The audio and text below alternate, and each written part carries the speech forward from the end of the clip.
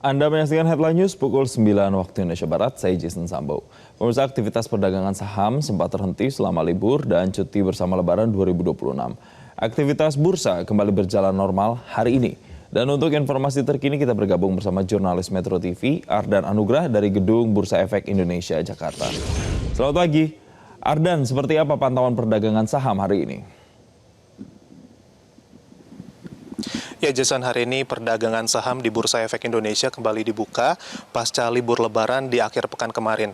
Dan hari ini indeks harga saham gabungan diprediksi masih akan terkoreksi secara terbatas, dipengaruhi oleh sejumlah sentimen ataupun juga akumulasi sentimen global yang terjadi pada saat libur Lebaran di pekan kemarin.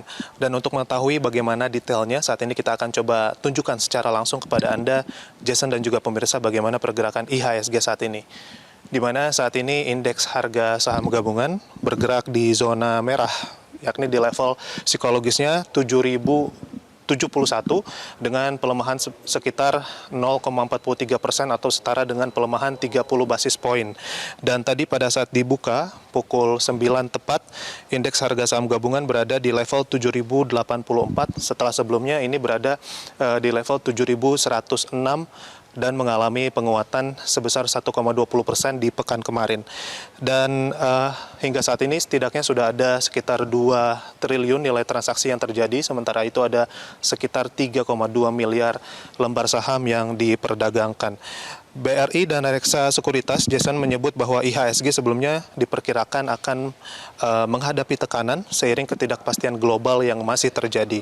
Sementara itu memang masih ada wacana adanya gencatan senjata ataupun juga penundaan serangan terhadap fasilitas energi Iran, namun hal ini dibantah oleh Iran sendiri yang menyebabkan kondisi risk off masih dominan, dan hal ini juga tercermin dari volatilitas harga-harga komoditas seperti emas, kemudian batu bara dan juga CPO.